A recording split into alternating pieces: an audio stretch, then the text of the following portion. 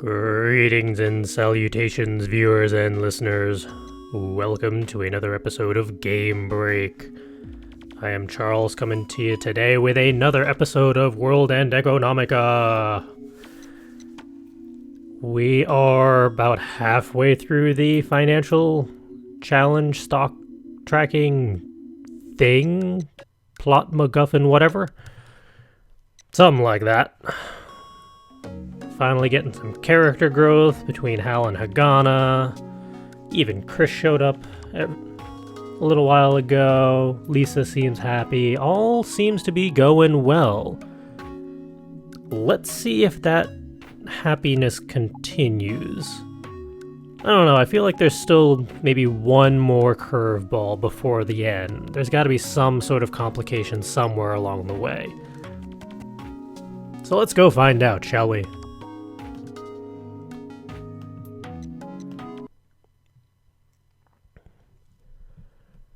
The peaceful Sunday passed by sleepily and slowly, just like the drops of water hanging onto the wash drying out in the sun. Perhaps turning points in people's lives are more likely to come crashing in on those days. Around sunset, I headed back to my room and turned on the computer to find that I had received an email. I had thought it was the usual stuff from the securities firms, but it was from the Ratzinger Economics Research Center. Uh-oh. It hit me as if someone punched me directly in the heart. I opened the email to find a short message. We have received a message from one of the sponsors of the current investment contest addressed to you, Mr. Yoshiharu Kawara. It was unthinkable that a sponsor of this contest would be anyone other than someone involved in the financial world. Even though I was the only person here, I checked my surroundings.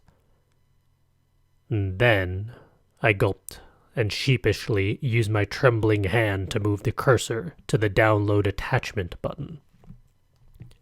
Scouted. I frantically tried to downplay my expectations, telling myself that it was probably some recommendation for an investment product. Schrodinger Street. A financial district where lions, tigers, and bears gathered. Oh my. It was the world of markets, both gorgeous and somehow wicked. Enormous assets only allowed for those who ran through those streets. The key to opening the doors to all of my desires could be found there. The title of the downloaded letter was succinct. From Barton Cladwison, head of investment fund, the Britannica.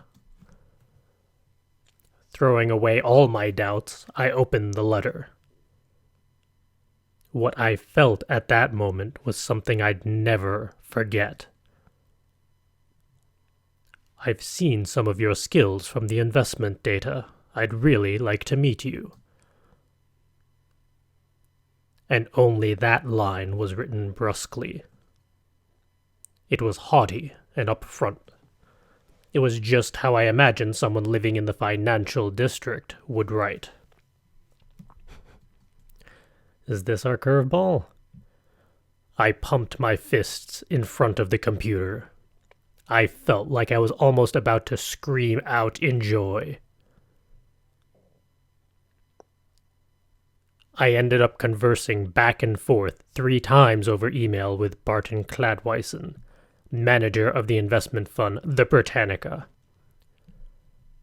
I was totally shocked at receiving a reply within 5 seconds of replying to the attached email address. There were people in Schrodinger Street with incomes so high that they'd make more than 100 mules in the time it took to pick up a 100-mule bill off the street. This speedy response, as if confirming my expectations, nearly made me piss my pants. This was a feeling I had forgotten. It was something very unlike the fresh scent of detergent. It was something born out of pretty much foregoing the bath for 3 months. I won't be needing dinner tonight. I said this during breakfast. Lisa looked at me, surprised, and even Hagana looked at me. Oh, did you have plans? Going to go meet with someone. At my words, Lisa and Hagana looked at each other. A friend? Nope, I replied bluntly. I didn't want to tell Lisa and Hagana about Barton. It was my dream. It was the first step to a dream waiting for me. I see. Just don't do anything too dangerous, okay? Even though Lisa was talking like her usual self, this time it felt irritating.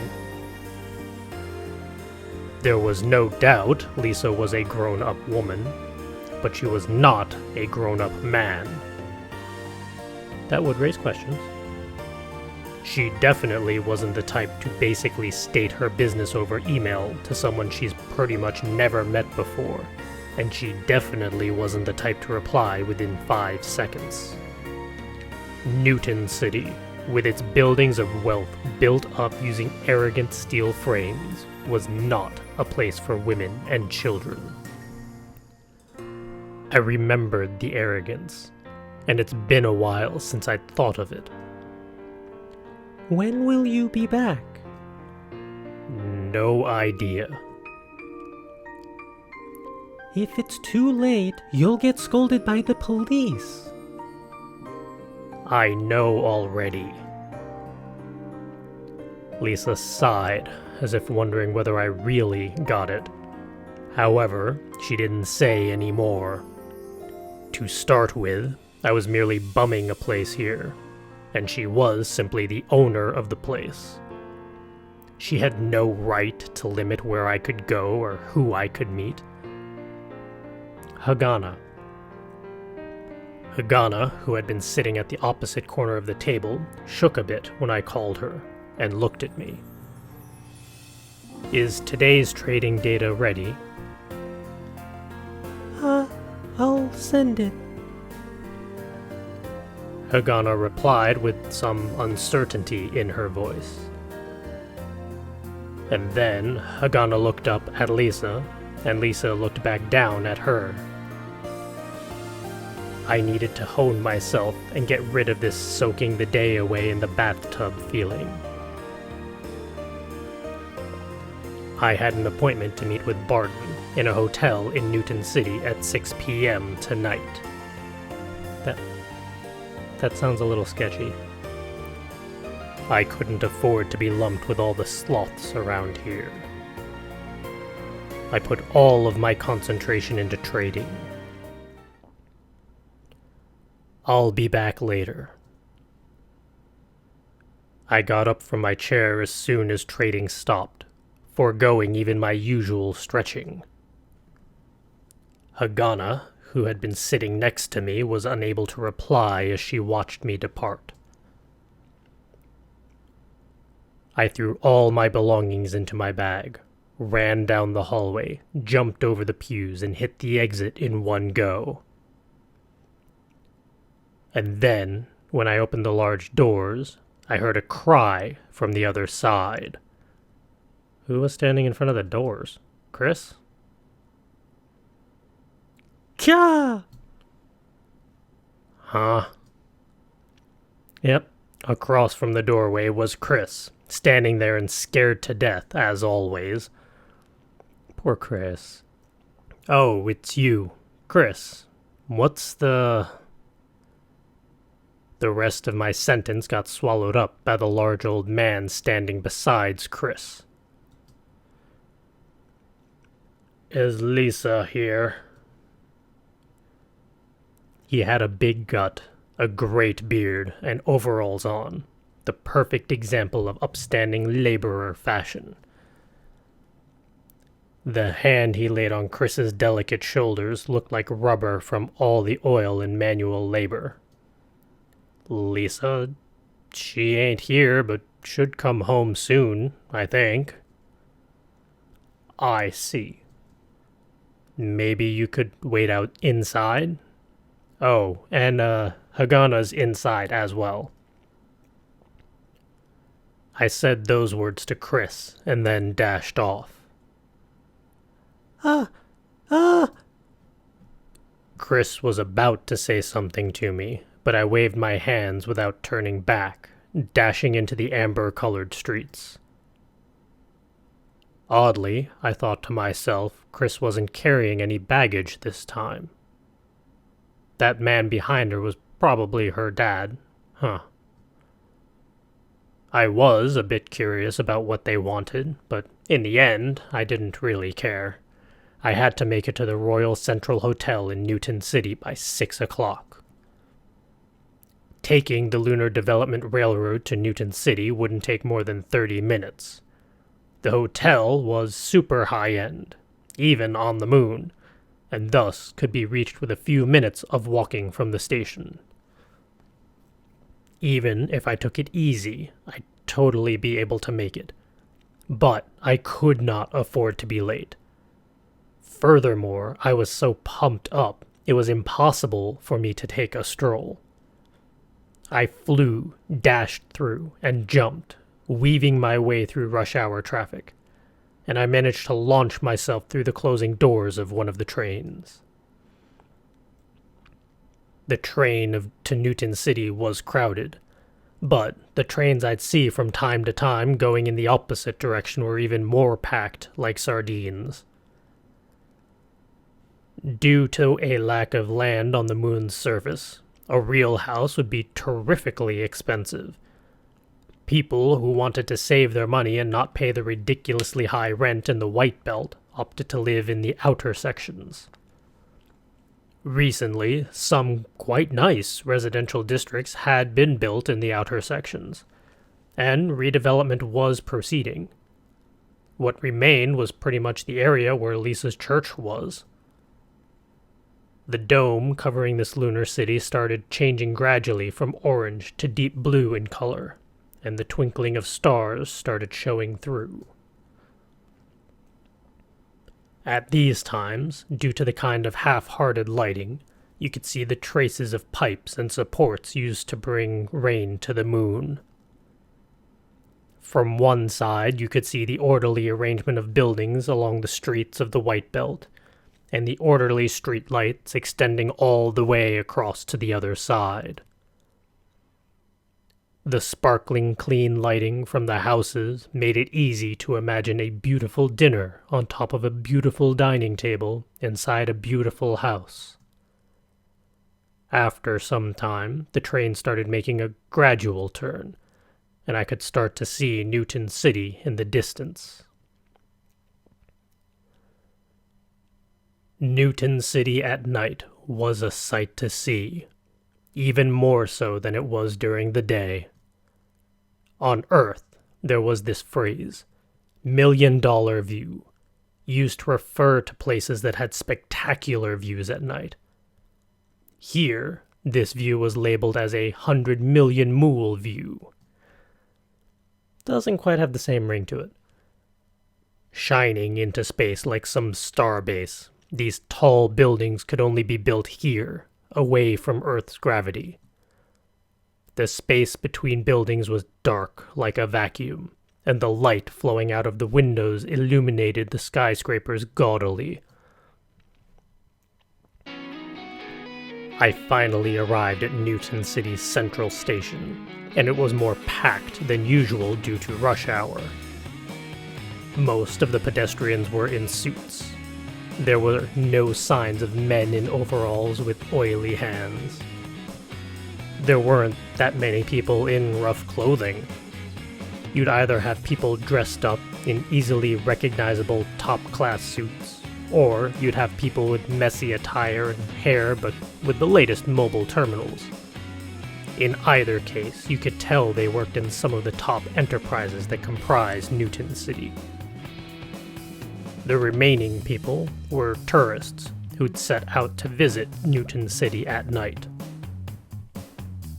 Following the route I had planned before heading out, I navigated the complex and meandering routes in the station. The biggest pathway spanning east to west inside the central station was adorned with gigantic ads. Billboards for insurance, software, popular singers, cosmetics, investment banks, and emerald industries continued for as far as the eye could see. In front of those ads, you'd see smart and well-paid people in suits meeting up, talking on the phone or fidgeting with their terminals. Right above the station was one of the numerous shopping malls in Newton City. The ads gave way to shop windows, and eventually you could see an entrance with automatic doors. Passing that, you'd come across shop windows, ads, etc. that continued onwards. Mannequins that couldn't really be mimicking realistic human form wore gaudy clothing and looked down at the commuters, seemingly with disdain. People traversing the automatic doors held many large bags. In each bag should be merchandise worth at least several thousand, if not several tens of thousands of mules. Even the most expensive clothing from the store Hagana had haggled down with all her effort could not amount to even the sales tax on something that people here would buy to wear every day. Glancing at this scenery from the corner of my eye, I finally made it out of the building housing the station. In front of me was an open space, and a giant dizzying hologram of a blonde girl clad in a flashy outfit dancing and singing floated in midair. I jogged along the gently curved paths towards the building on the other side. Automobiles weren't allowed up to the entrance of the station, but just a bit farther down were so many multi-layered traffic circles that it would have been a pain to count. They were filled with the headlights of taxis, buses, and limousines. The gorgeousness of Newton City at night was in full swing, and it was said that you could even see this from Earth with the naked eye. On the other side of the station were government offices and Schrodinger Street, whereas the shopping and entertainment districts were on this side. There were no trees like the ones randomly growing everywhere in the outer districts. There were only totally tamed trees lining the streets, and they themselves were lined with multicolored LEDs. It was quite laughable.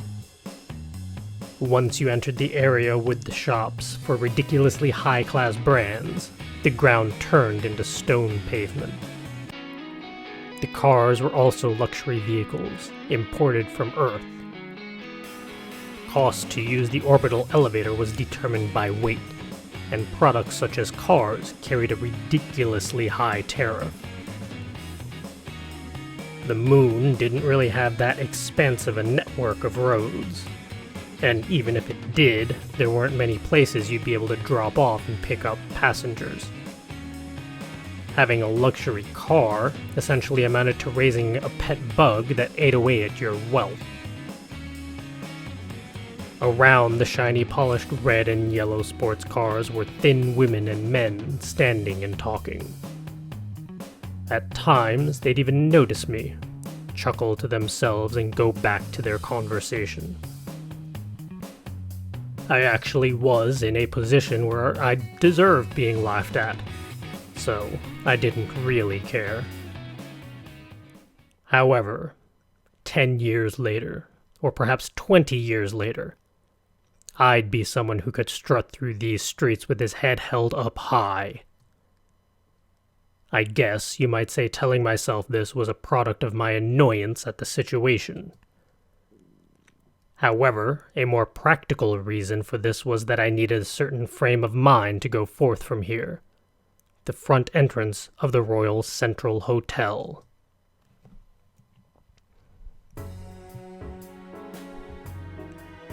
The Royal Central Hotel was owned by the king of hotels on the moon, Ab al-Zaid, and I had heard that it was a luxury hotel where rooms started at 1,000 mules, and royal suites on the top floors were 20,000 mules a night.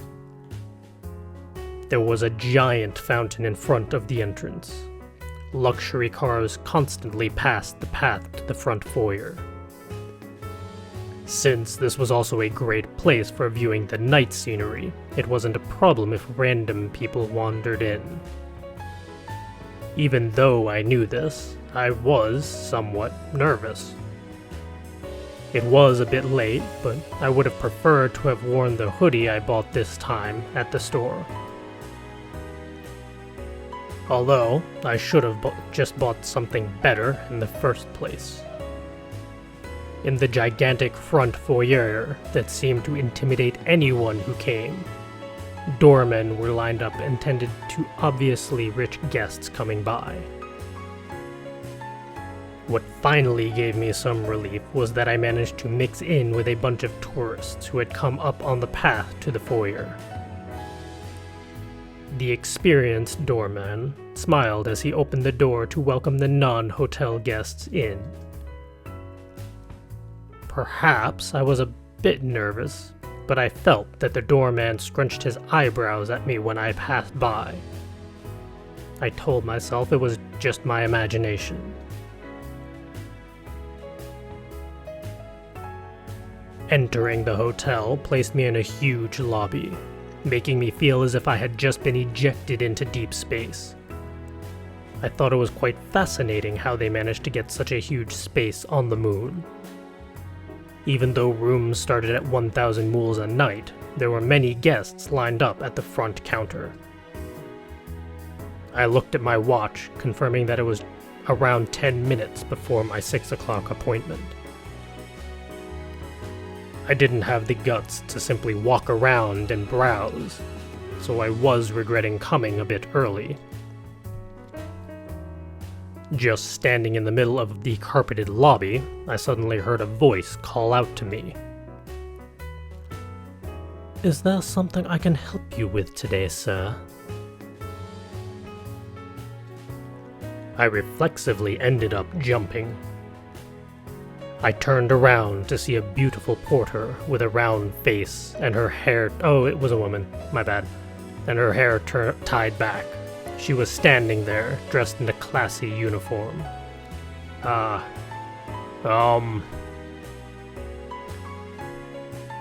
Sorry, she's just gonna have a deep voice. Are you here for lodging? She asked me with a smile. No. I see. This hotel comes with many facilities for you to enjoy yourself. Would you like me to show you some of them? She spoke quite politely to someone like me, who obviously looked to be lacking in money. However, I finally managed to remember the reason why I came here. I wasn't some kid from Earth, or the outer sections coming here to look around. I have to meet someone in the cafe on the first floor. I managed to squeeze out my words while sounding like I was hit with a bout of the hiccups. The porter lady nodded as if she'd received an important message, then smiled. Understood. If you'll please follow me. And then she escorted me politely to the cafe, as if I were some important government official.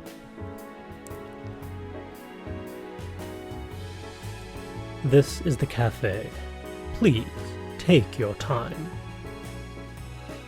At the end, she clasped her hands together, took a deep bow, turned on her heels and walked away. Her mannerisms were exquisite, exquisite. Furthermore, as soon as I was shown to the entrance of the cafe, a waiter who had been waiting by the entrance walked quickly up to me. Welcome. Are you here to meet someone? Huh? Oh, yeah. How did he know? I puzzled over this while I saw in my periphery a party being shown to the cafe by a different porter. The porter, after showing the party the cafe, made a motion with her hand behind her back to the waiter. It was probably some sort of signal. Could you please let me know the name of the person you are meeting? Yeah. I came back to my senses and looked at the tall, handsome waiter. They were all tall and slim, but he was gushing all smiles. He really enjoyed their work. Or perhaps it was because he had confidence in his work.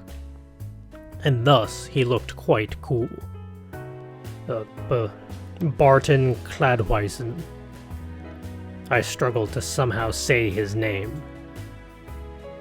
After I did that, the waiter looked shocked for a moment, before straightening his stance and returning back to being all smiles.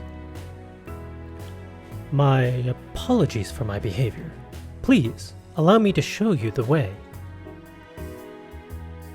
Okay. I had wondered about his surprise at first, but I was more surprised at the fact that I'd only needed to mention the name. I've heard that they had to memorize the names of all the patrons who made reservations. The waiter led the way, past the properly dressed fellows slowly sipping tea and farther into the cafe. Situated in a corner of the open space lobby, the cafe had no ceiling, and had a feeling of freedom. However, the cafe sloped up the farther I proceeded, and there were seats hidden from view by plants and shrubs which cleanly segregated various areas. We walked upon the plush carpet that muffled our footsteps, past a fish tank full of bright red arowana, and then proceeded along a wall composed of potted plants with pretty yellow flowers.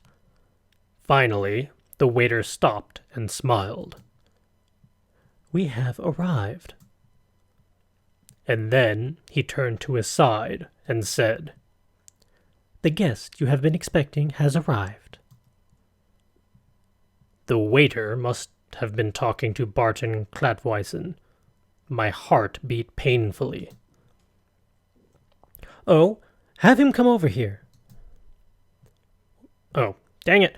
What I heard was a heavy, deep voice of a middle-aged man. Understood. Please, go ahead. The waiter showed me the way, and I resolved myself to move forward. And then I turned diagonally to the left and peered into the segregated space. What I saw was a man in a suit with suspenders holding up his pants. His black hair was combed back all the way, and he was sitting on the sofa with a phone to his ear.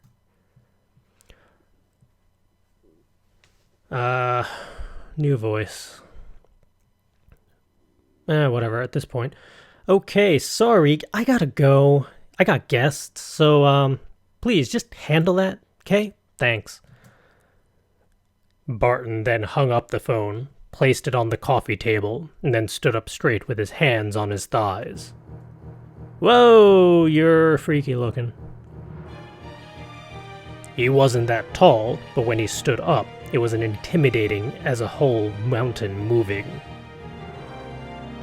He didn't have his jacket on, so the shape of his great belly could clearly be seen. A leading figure in the financial district. If I were to have drawn a picture using my imagination, it would have fit his image to a dot. And then, when Barton looked at me after standing up, his smile froze for a second. Man, am I surprised. He had quite firm features compared to his figure, but it wasn't something scary. Even his wide-open arms conveyed a generosity that made me feel like I was about to get hugged. Mr. Yoshiharu Kawara. He spoke my name with a beautiful pronunciation, a sign of his wealth. I nodded, and not willing to be outdone, stared back at him right in the eye. Yes, Mr. Barton Cladwison. Ha, you can just call me Barton. You've done well, young investor. He suddenly struck out his right hand. His sausage fingers, which looked almost fake due to their size, had not an ounce of oil on them. His hand was large, simple, and firm, without a ring to show his wealth. When I shook his hand, he grasped back almost painfully, and then grabbed my shoulder firmly with his left hand. Your body is well built. Fabulous. Thank you. And we're going to continue this conversation next time, because we are out of time, unfortunately. We're going to have to go and see next time just what does Barton want? How is this going to go down? And how is this going to affect Hagana and Lisa? We'll find out next episode, but until then, go be creative, go play some video games, go have some fun! And go post in the comments what you think of the game so far and what you think this conversation is going to be about. How is this going to go down? Post your predictions in the comments below. See you all next time.